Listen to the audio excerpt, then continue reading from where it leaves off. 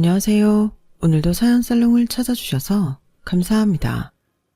저는 서울에 사는 30대 중반의 여성이에요. 저는 8개월쯤 전에 남편의 엉망진창 생활 때문에 이혼했어요. 시간이 안 가는 것 같아도 벌써 반년도 더 됐다는 게 실감이 잘 나지 않았을 때가 많아요. 남편이 어떤 사람인지 알았을 때의 충격은 상상 이상이었어요. 대체 뭔 짓을 했길래 그러나 궁금하신 분들 많으실 것 같은데요. 남편은 상습적으로 도박을 하다가 나중에는 딴 여자한테 정신이 팔려서 저한테 이혼하자고 먼저 큰소리친 놈이에요. 결혼 전 인사를 갔을 때 시누이와 시아버지는 저를 굉장히 좋아했어요. 남편의 어머니는 고등학생 때 돌아가셔서 나이 차이가 좀 있는 누나가 남편 대학 때까지 뒷바라지를 해줬다고 해요. 시아버지는 말수도 적고 좀처럼 나서지 않는 분이었어요. 건물 보수공사를 했는데 나이가 많은데도 여전히 현역에서 일을 한다고 했고요. 저희 집은 아빠가 법대 교수를 하시다가 퇴직하셨고 엄마는 꽤 큰 기업에 임원을 하다가 그만두셨어요. 오빠가 현역 변호사로 일을 하고 있고요. 그런데 오빠는 자기가 변호사인 걸 밝히지 말아달라고 하더라고요. 내가 주변 지인들한테 하도 상담 많이 받고 뭐 해결해달라는 억지 부탁도 꽤 있어서 차차 얘기했으면 좋겠어. 아무리 사돈지간이 된다고 해도 그 사람들 성향이 어떤지 우리가 전부 알 수는 없잖아. 알았어. 그럼 오빠는 그냥 회사 다닌다고 할게. 오빠가 안 내킨다는데 굳이 말할 필요가 있나. 당시 오빠는 일 때문에 신경이 날카로워진 일들이 많아서 더 예민해져 있었던 것 같았어요. 그래서 덩달아 아빠가 법대 교수였다는 것도 말 안 하고 그냥 사회과학대 교수라고만 했죠. 신우는 큰 전통시장에서 약재상을 하고 있었는데 저희 아빠가 대학 교수였다는 말을 듣고는 되게 좋아하더라고요. 아우, 내가 공부를 더 하고 싶었는데 못해서 그런가 교수님이셨다니 괜히 좋구나. 올케도 무슨 학원 한다며? 네, 저는 음대 나와서 음악학원을 운영하고 있어요. 체인으로 만들어서 경기도에도 2군데 있고요. 코로나다 뭐다 어수선한 시기에도 저희 학원은 크게 타격받지 않고 자리를 지킬 수 있었는데요. 연습실이 없는 입시생들한테 연습실을 빌려주기도 했고 코로나라고 해서 학부모들이 시키던 공부를 안 시키지는 않았기 때문인 것 같아요. 물론 아주 타격이 없었다고는 못하지만 그래도 원생들이 줄지 않고 꾸준히 늘어갔어요. 다른 지점들도 마찬가지였고요. 세상에, 어떻게 젊은 나이에 그렇게 야무지게 사업할 생각을 했니? 올케 정말 똑똑한 사람이야. 그리고 새 나오는 아파트도 있다며? 어쩜 그래? 젊은 사람들 돈 쓸 생각만 하지 모으는 거 잘 못하는데 올케 같은 사람이 우리 동생 옆에 있다고 생각하니 벌써부터 마음이 든든하다. 그렇게 신우는 저를 무척이나 마음에 들어했고 제가 혼수며 신혼 전세금도 원하는 대로 해주니 저를 완전 복덩이라며 여기저기 자랑도 하더라고요. 제가 그렇게까지 했던 건 정말 남편을 사랑했기 때문이었어요. 남편은 뭐랄까 좀 매력적인 사람이었어요.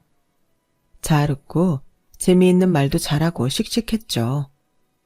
어쩌면 학원을 운영하느라 저도 모르게 지쳐있는 제게 남편은 삶에 즐거움을 줬던 것 같아요. 제가 남편을 좋아하면서 신뢰까지 했던 건 이름만 대면 다 아는 기업에 다니고 있기 때문이었어요. 그런 회사에 다니고 있었지만 연봉이 제가 버는 것보다 적긴 하더라고요. 남자들은 군대도 갔다 오고 또 취직하기 위해 공부하며 돈과 시간을 투자해야 하는 시기가 있잖아요. 그래서 저보다 사회생활 시작한 것도 늦었으니 모아놓은 돈도 얼마 없는 게 당연하다 생각했어요. 아무튼 저는 남편에게 완전히 반해 있었고 그래서 제가 더 많은 걸 해도 괜찮다는 마음이었죠. 그런데 결혼 초부터 남편은 돈 문제로 쩔쩔맸어요. 내가 차마 말을 못했는데 자기도 알다시피 내가 돈이 어딨어. 결혼 준비 대부분 자기가 했다고 해도 내가 돈 안 쓴 건 아니잖아. 근데 사실 나 대출받은 게 꽤 있거든. 마이너스 통장도 있고. 마이너스 통장이야 아직 기한이 남아있으니까 괜찮은데 대출 받은 것 때문에 걱정이야. 이게 내가 돈 한 푼 없이 사회생활 시작하려다 보니까 생긴 건데 이제 갚아야 되는데 정말 어떻게 해야 좋을지 모르겠네. 솔직하게 말해줘서 고마워. 차라리 이렇게 터놓고 말하는 게 낫지. 혹시라도 자기가 거짓말을 하거나 변명했으면 그게 더 싫었을 것 같아. 내가 대출금을 갚아줄 수 있을 것 같아.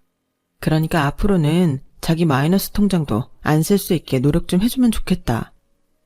정말이야? 세희야, 정말 고마워. 내가 진짜 마누라 하나는 기똥차게 잘 얻었다. 남편은 그 이야기를 신우한테까지 했는지 신우는 그날 저녁 반찬을 잔뜩 만들어 와서는 제 손을 잡고 무척이나 고마워했어요. 진짜 요새 세상에 다시 없을 와이프다. 우리 진주 대출금까지 갚아주고 이거 완전 큰 짐을 덜어준 거잖아. 나이 차이 한참 나는 동생이라 챙겨주고 싶은 마음인 굴뚝 같았는데 우리도 빠듯해서 안타깝기만 했거든. 근데 이렇게 시집 오자마자 큰 문제부터 해결해주니 얼마나 고마운지. 사실 아빠는 진수가 대출 있는 거 모르시거든. 아빠 형편도 그런 거 갚아주지도 못하고. 아무튼 올케 내가 앞으로 올케 건강은 책임질게. 내가 이래봬도 약재상 하도 오래 해서 보약에 뭐가 들어가는지는 잘 알거든. 내가 최고 좋은 걸로만 골라서 우리 올케 사시사철 보약 다 챙겨줄게.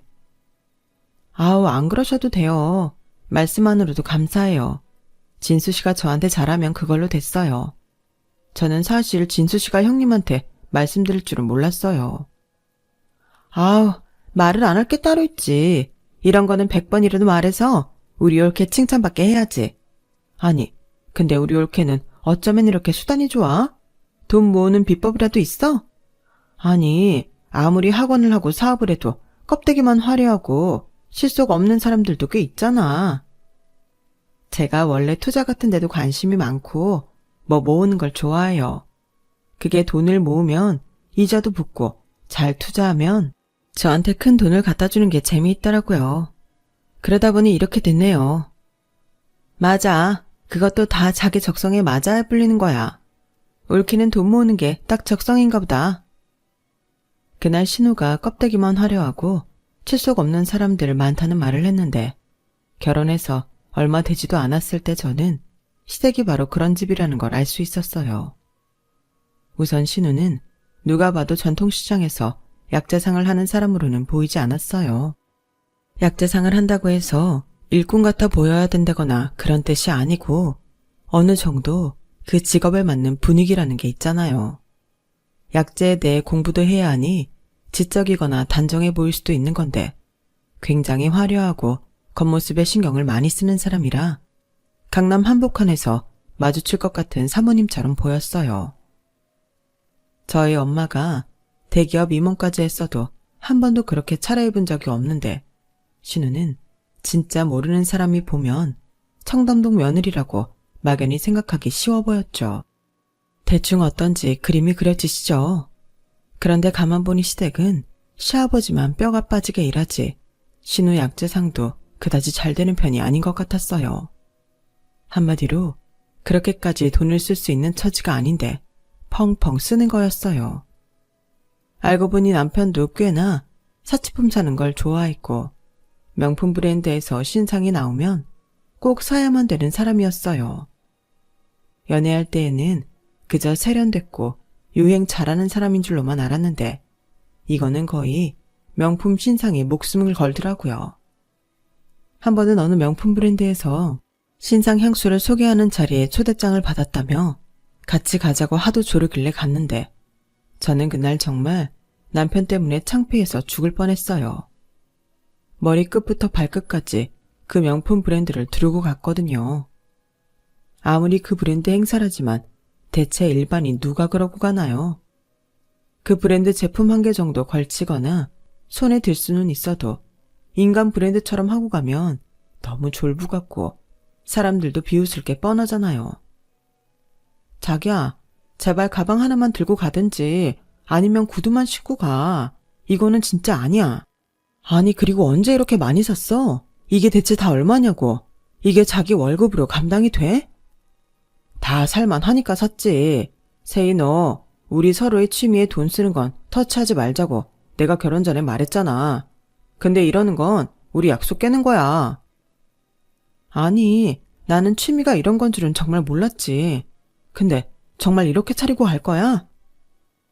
내가 얼마나 자기 브랜드를 좋아하는지, 또 이런 걸 다 살 여력이 되는지 보여줘야 VIP 대접을 할 거 아니겠어? 그럴 리가요. 거기 있는 직원들이 다 속으로 비웃지 않으면 다행일 것 같았어요. 하지만 남편은 말을 듣지 않았어요. 세희 너도 여기 브랜드 가방 하나는 갖고 있어야 되는 거 아니야? 그래도 남편이 좋아하는 브랜드인데 어떻게 거기 브랜드 거 하나를 안 걸치고 갈 수 있냐? 난 그런 거 상관 안 해. 솔직히 별로 가고 싶지도 않고. 자기 혼자 갔다 오든지 해. 난 집에 있을래. 안 돼. 나 자기 차로 가고 싶단 말이야.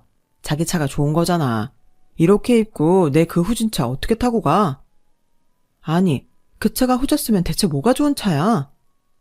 차 뽑은 지 오래된 거잖아. 그럼 자기가 운전해. 차키 빌려줄게. 그게 나 면허 정지 80일 먹었어. 초과속으로. 뭐? 그럼 차가 잘 안 나가서 안 타고 다녔다는 건 거짓말인 거야? 어쩌다 보니 그렇게 됐어. 내가 그때 정말 급했거든. 아니, 무슨 운전을 얼마나 과속을 하면 80일이나 정지를 먹어? 대체 자기 어떻게 하고 다니는 거야? 회사에서 일은 제대로 해? 뭐야, 운전 정지 좀 먹었다고 사람 일도 못하는 팔푼이 취급하는 거야? 와, 완전 너 되게 웃긴다. 야, 너 돈 좀 있고 차 좋은 거 탄다고 지금 내 앞에서 생색내는 거지? 진짜 치사하게. 이게 어디가 서로의 취미를 존중하는 자세냐? 진짜 좋은 행사 가는데 기분 더럽게 하네. 뭐? 기분이 더러워? 지금 말 다 했어? 저희는 그렇게 싸움을 시작한 이후로 사사건건 의견이 맞지 않아 늘 싸우게 되었어요. 대부분은 남편의 말도 안 되는 낭비벽 때문이었죠. 대체 월급 받는 게 얼마인데 또 명품 신상을 이렇게 사들여. 지난번에도 월급 다 카드값으로 나갔다고 생활비 통장에 안 넣었잖아. 그런데 또 이렇게 산다고? 야, 네가 나보다 더 버니까 생활비 정도는 네가 몇 달쯤 낼 수도 있지. 신상이란 게 뭔데? 나왔을 때 딱 사지 않으면 점점 가치가 떨어지는 거라고. 나는 가치에 투자를 하는 거야. 너처럼 주식이나 벤처기업 투자만 투자인 줄 알아? 그리고 너 가만 보면 내 대출금 갚아줬다고 이렇게 기세등등하게 구는 것 같아서 나 되게 기분 더럽거든? 앞으로 이런 말은 조심 좀 하자. 내가 분명히 그랬다. 서로의 취미생활은 터치하지 말자고. 존중하자고. 사실 저는 취미생활이라고 해봤자 운동을 하는 게 다였고, 그게 아니면 독서하느라 책을 사 모으는 게 제일 돈이 많이 나가는 일이었거든요.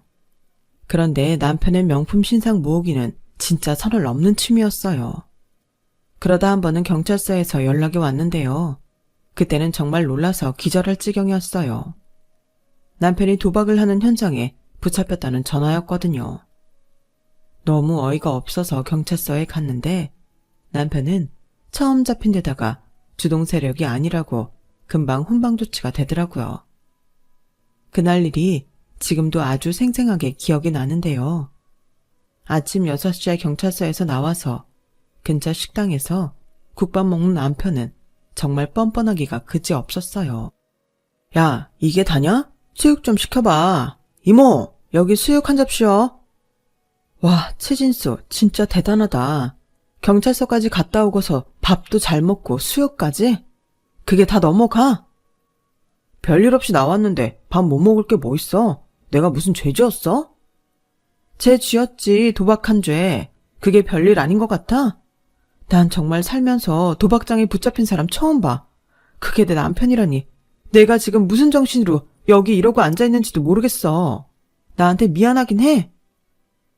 내가 어쩌다 판통 큰 고스톱 좀 쳤다고 너한테 미안하기까지 해야 돼? 그리고 이런 식당에서 도박 같은 말로 큰 소리로 하고 너 남편의 위신은 어떻게 돼도 상관없다는 거야? 오히려 당당하게 굳은 남편은 정말 할 말을 잃게 만들었어요. 이런 상황에서 제 편이 되어 남편을 꾸짖은 건 신우였어요. 신우는 어떻게 그 얘기를 들었는지 저녁에 저희 집에 와서는 남편을 털이개로 사정없이 때리면서 혼을 냈어요. 이 미친놈아, 너 정신 안 차려? 어떻게 신혼 초부터 네 마누라를 경찰서에 왔다 갔다 하게 만들어? 너 어쩌다가 도박 같은 걸 할 생각을 한 거야? 너 진짜 이럴래? 네가 이러면 누가 욕먹겠어? 너 고등학교 때부터 뒷바라지한 나만 욕먹는다고 이 철없는 거사. 아파. 누나, 나도 거기가 그런 도박판인지 모르고 왔다고. 처음이고 잘 모르니까 경찰도 봐줬잖아. 나도 이제 그런데 안 갈 거야. 내 사정 알지도 못하면서 그렇게 화부터 내면 어떡해? 뭘 잘했다고 대들긴. 너 네 와이프한테 미안하다고 하지 못해? 네 성격에 분명히 더 큰 소리 쳐대고 했겠지. 올케, 얘가 원래 자기가 미안하면 더 아닌 척하고 큰 소리 치는 애야. 올케한테도 그랬지? 내가 대신 사과할게. 미안해. 뭐 형님이 하신 일도 아닌데 저한테 이러지 않으셔도 돼요. 아니야. 그래도 내가 엄마 대신이고 이놈 보호자라면 보호자인데 내가 정말 미안해. 저는 남편 대신 굽실거리는 신우가 안 돼서 더는 말하지 않겠다고 했고 그날 저녁은 신우가 사준 밥을 셋이서 먹었어요. 철없는 남편 때문에 애쓰는 신우가 안 돼서 저는 다음날 신우에게 꽤 많은 용돈을 보냈어요. 아니 올케, 이게 다 뭐야? 무슨 날도 하는데 돈을 보냈어? 형님, 마음 써주신 거 감사해서요. 형님도 마음이 말이 아닐 텐데 저까지 신경 쓰시느라 힘드셨을 테고요. 맛있는 거라도 사드세요. 진짜 너무 고마워. 잘 쓸게. 진수는 이런 복덩이 속을 썩이니 나도 너무 답답하다. 그래도 올케, 우리 진수 괜찮은 애잖아. 올케도 알지? 네, 좋은 사람이라서 저도 결혼했죠. 그래, 지금 좀 진수가 엇나가도 참고 봐줘. 저 녀석 곧 다시 제자리로 돌아올 거야. 물론 저도 그러기를 바랐지만 갈수록 알게 되는 남편의 생활 습관은 저를 화가 나고 지치게 만들 뿐이었어요.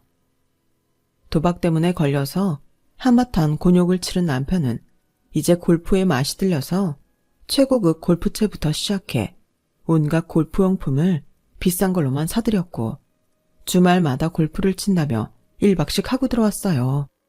마치 면허 정지가 풀리기를 기다린 사람처럼 말이죠. 그러더니 차를 바꾸겠다며 돈을 보태달라고 하더라고요. 다른 건 다 구색을 맞췄는데 차가 문제라니까. 내 차 외제차이긴 하지만 오래됐잖아. 요새 신차 좋은 거 나왔던데 그걸로 바꾸게 돈 좀 보태줘.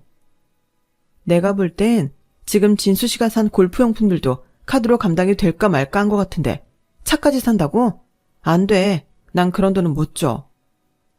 진짜 내가 거지꼴로 다녀도 좋다는 거야. 그렇게까지 하고 가야 되는 데라면 내 사정이 나아진 다음에 가는 게 맞지. 그리고 이거 진수 씨 취미생활 맞지? 그 취미생활에 터치하지 말자고 했잖아. 그거 서로 선 넘지 말자고 하는 말도 되는 거지. 진수 씨 취미생활에 내 돈까지 들어야 돼? 지금 생활비도 거의 내가 내고 있잖아. 난 못해.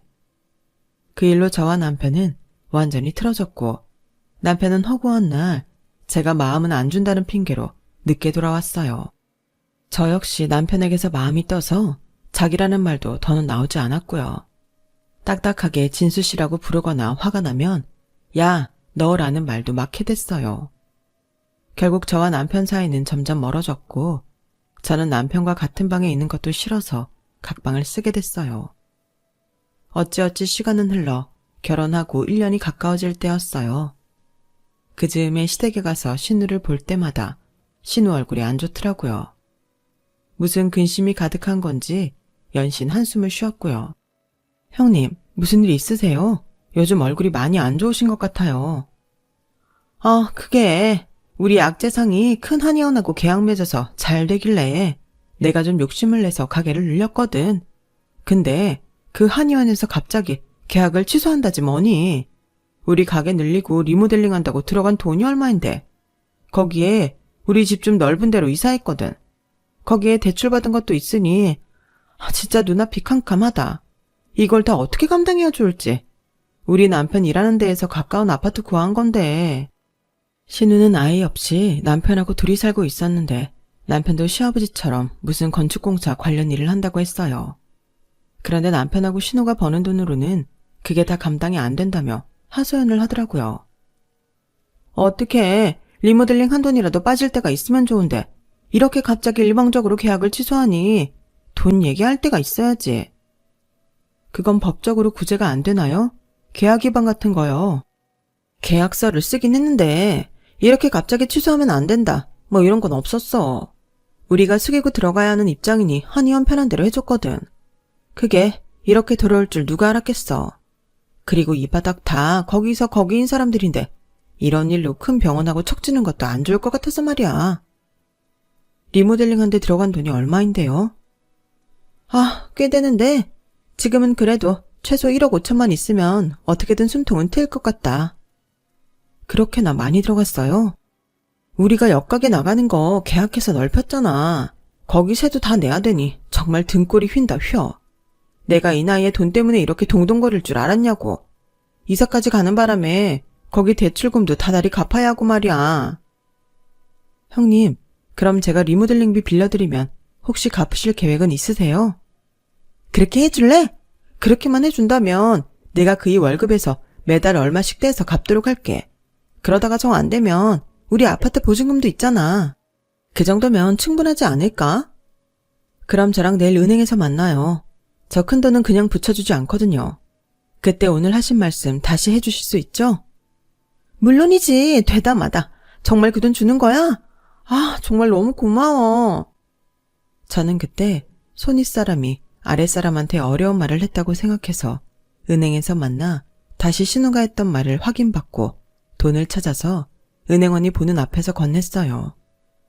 신우는 저한테 계속 고맙다고 말하며 눈물까지 보였고요. 그날은 저희 부부 준다고 전복에 닭에 문어까지 사들고 와서 저희 집에서 해산물 삼계탕까지 끓여주더라고요. 진수 너 진짜 복 받은 줄 알아. 세상에 이런 와이프 또 없다. 너 정말 네 안사람한테 잘해야 돼. 알았으니까 빨리 먹고 가기나 해. 아, 이놈아. 여전히 정신을 못 차리지? 그렇게 신우이는 남편 등짝 한 대 3개 때리며 저한테 눈짓을 하며 자기가 남편 잘 잡겠다고 하더라고요. 하지만 그런다고 잡힐 남편이 아니었어요.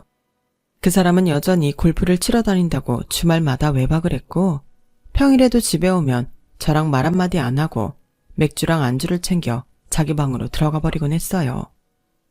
씀씀이는 여전히 해펐는데 신상 명품 중 자기 마음에 안 드는 건 몇 번 쓰다가 중고거래에 내놓아서 용돈을 마련하더라고요. 정말 언제까지 저러고 살 건지 답답하기도 했는데 더는 남편을 두고 볼 수 없는 일이 벌어졌어요. 그날 남편은 뭐가 바빴는지 집에 오자마자 거실에서 옷을 벗고 바로 샤워를 하러 들어가더라고요. 저는 부엌에서 제가 먹을 저녁을 챙기고 있었고요. 근데 남편 휴대폰 진동이 울리면서 문자 뜨는 게 보였어요. 정말 무심코 봤는데 내용이 가관이었죠. 하우스 확보했음. 완전 안정적임. 곧 주소 보낼 예정. 하우스라고 하면 도박판 말하는 거잖아요. 저는 정신이 아득해져서 이 사람이 아직도 도박을 하는 건지 아니면 스팸 문자인지 가늠이 되지를 않았는데 바로 문자가 또 오더라고요. 땡땡 모텔 405호 맨 마지막 방임. 이번 주 토요일 5시부터. 저는 그걸 보고 확신했어요. 남편이란 인간이 여전히 도박을 하고 있다는 걸요. 어쩌면 골프채를 메고 나가서 도박을 하고 왔을지도 모르겠다는 생각이 드니 정말 아찔하더라고요. 저는 시간과 장소를 기억해 두었고 남편은 샤워를 하고 나오자마자 그제야 생각난 듯 얼른 휴대폰을 챙겨서 자기 방으로 들어가 버렸어요. 저는 제 부계정으로 남편 SNS를 전부 뒤졌고 골프클럽에서 유독 한 여자와 사진이 많이 찍힌 걸 봤어요. 여자만 있는 건 아니고 다른 남자도 있었는데 아무래도 그들과 같이 도박을 한다는 느낌이 오더라고요. 왜냐하면 셋이서만 골프클럽 아닌 데에서도 사진을 많이 찍었거든요. 게다가 여자는 남편하고 착 달라붙어 있는 사진도 꽤 있었어요. 아마 누구든 보면 그 여자와 남편이 보통 사이가 아니라는 걸 느낄 정도였죠. 사실 적잖이 충격적이었지만 그동안 남편이 했던 행동들을 보면 이해가 가기도 했어요. 저한테서 마음이 떴으니 그렇게 집에도 늦게 들어오고 주말마다 골프 친다는 핑계로 나가서 자고 들어오는 거 아니겠어요? 그래도 저는 제 눈으로 확인을 하고 싶어서 용기를 내 남편의 문자에서 봤던 모텔에 시간 맞춰 가보았어요. 조금 일찍 가서 모텔 근처 카페 안에 숨어서 보고 있는데 남편이 사진에서 본 여자와 팔짱을 끼고 모텔로 들어가더라고요. 그리고 잠시 후 사진 속에 있던 다른 남자도 들어가고요. 저는 모텔에 일단 방 하나 값을 지불하고 올라가서 그들이 있는 방 앞에서 귀를 대고 무슨 소리가 들리나 주의를 집중했어요. 아니나 다를까 화투 용어들이 들렸고 똥 쌌다며 탄식하는 남편 목소리도 들리더라고요. 저는 더는 참지 못하고 그 자리에서 경찰에 신고를 했어요. 10분도 채 안 돼서 지구대 경찰차가 오고 그 후 경찰서에서 형사들이 나와서 남편과 그 자리에 있던 사람들을 연행해 가더라고요. 그리고 진술을 하기 위해 저도 경찰서에 갔는데 마침 신우가 와 있더라고요. 제가 신우한테 아는 척을 하는데 어쩐지 분위기가 정 같지 않았어요. 신우는 아주 차가운 표정으로 저를 쏘아보더라고요. 저는 진술을 마쳤고 남편은 이미 전적이 있어서 좀 더 조사를 받아야 된다고 먼저 나왔는데요. 신우는 그런 저를 기다렸다가 이야기를 하자고 하더라고요. 네가 신고했다며? 참 세상에, 지 남편을 신고하는 옆에 내가 다 있어? 이건 끝장을 보겠다는 거지? 이혼해. 나도 너같이 매정한 놈게 필요 없으니까. 당장 이혼하고 우리 진수랑 갈라서라고. 형님, 이건 전적으로 저 사람이 잘못한 거예요. 도박은 불법이라고요. 아무리 동생이어도 감쌀 걸 감싸야죠. 게다가 거기 있던 여자랑 보통 사이 아니던데요. 네, 저도 이혼할 생각이에요.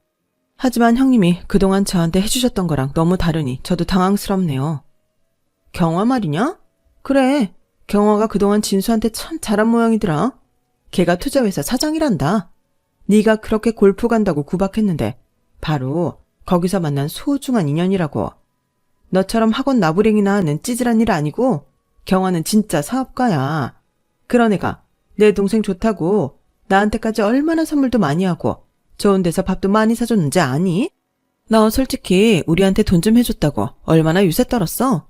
나한테 밥 한 번을 제대로 사봤어. 나를 신우 대접해봤어. 나 진짜 너한테 할 말 많은 거 그래도 동생 대출금 갚아주면서 산다고 참았는데 이제 그럴 필요도 없겠다.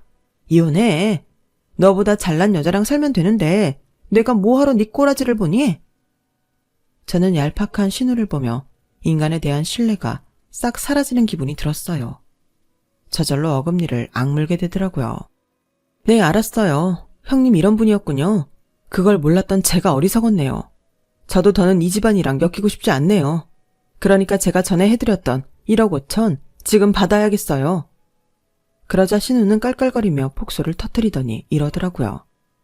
야, 내가 바보니? 우리가 각서를 썼어. 사용증을 썼어. 아무것도 남긴 게 없잖아. 게다가 너 그 돈 계좌이체도 아니고 나한테 돈 찾아서 그 자리에서 줬어. 그거 보면서 내가 너 바보라고 생각했거든? 근데 진짜 바보 맞네. 어디 그 돈 받을 수 있으면 받아봐. 아, 그래요? 알겠어요. 그렇게 나오신다면 어디 한번 해보죠. 저는 그 길로 오빠가 있는 로펌에 찾아갔고 남편이 도박하고 여자랑 바람난 것과 지금 그 일로 경찰서에 있는 걸 얘기했어요. 그리고 파일 하나를 오빠 핸드폰으로 보냈죠. 바로 제가 은행에서 신우한테 돈을 줄 때 매달 월급에서 일정 금액을 줄 거고 변제 능력이 없어지면 집 보증금을 빼서 준다고 했다는 말이 녹음된 거였어요. 아무리 제가 순진하다 하더라도 그런 돈을 아무 증거 없이 빌려줬을까요? 그런 생각을 하는 자체가 신우가 얼마나 어리석은 사람인지 알 수 있겠더라고요. 오빠는 완전 열이 받아서 로펌 동료 변호사 중 제일 승률 높은 사람한테 제 이혼 소송과 부당이득금 반환 소송을 맡겼어요. 그래도 내용 증명을 보내는 동안은 꿈쩍도 안 하더군요. 하지만 변호사가 증거가 있고 또 제 오빠가 같은 동료 변호사라는 말을 듣더니 두 사람은 바로 저를 찾아왔어요. 올케, 그동안 잘 지냈어? 어째 안색이 안 좋은 것 같은데 어디 아파? 이래서 사람이 집 나가면 고생이라는 거야. 세희야, 나 그동안 너 많이 보고 싶었다. 둘 다 쓸데없는 소리 그만하고 찾아온 용건이나 말해요. 제가 아주 차갑게 말을 잘라버리자 둘은 잠시 머뭇대더군요. 그러더니 신우가 먼저 입을 열었어요. 아니 올케, 오빠가 변호사였어? 그런 말 없었잖아. 세상에, 우리는 그런 줄도 모르고. 그런 줄도 모르고 뭐요? 사람 잘못 건드렸다 그건가요? 에이 세희야, 뭘 그렇게 말을 해. 사실 우리가 실수를 했지. 내가 정말 바보였어. 그 여자 꼬임에 넘어가는 게 아니었는데. 그러게 말이야 올케. 그년이 투자회사 사장이란 거 다 뻥이었다더라. 그년 우리 진수 돈 홀랑이 먹고 올케가 나한테 해준 돈까지 다 들고 잠적해버렸어.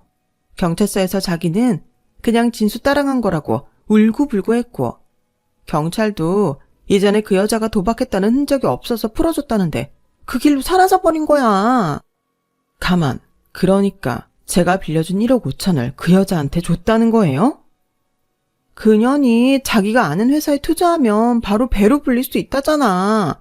내가 그 돈 받아서 옳게 돈 갚으려고 했던 건데. 아니, 그리고 언제 다 그런 증거는 챙겼어?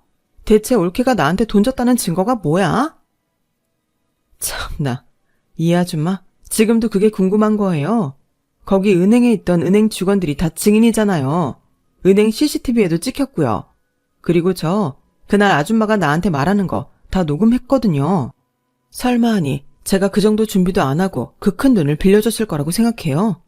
가만 보면 두 사람은 자기들이 제일 똑똑한 줄 아는 것 같은데 이렇게 어리석으니 그런 여자한테도 당하는 거라고요. 이제 법정에서 볼 일만 남았으니 더는 사적으로 안 봤으면 하네요. 돌아들 가세요. 올케 왜 이래? 내가 왜 아줌마야? 올케 형님이지.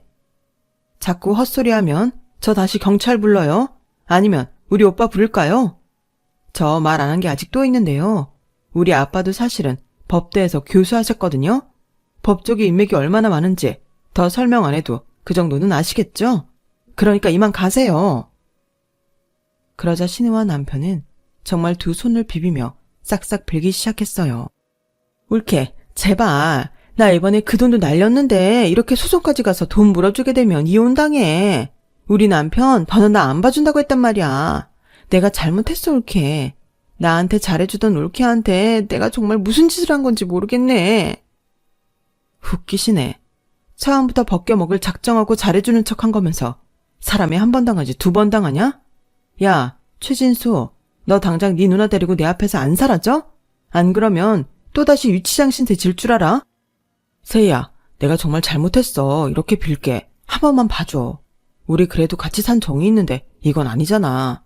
너 나 많이 좋아했잖아. 사랑한다고 무조건 결혼하겠다고 그랬었잖아. 응? 한 번만 다시 생각해봐. 그랬지.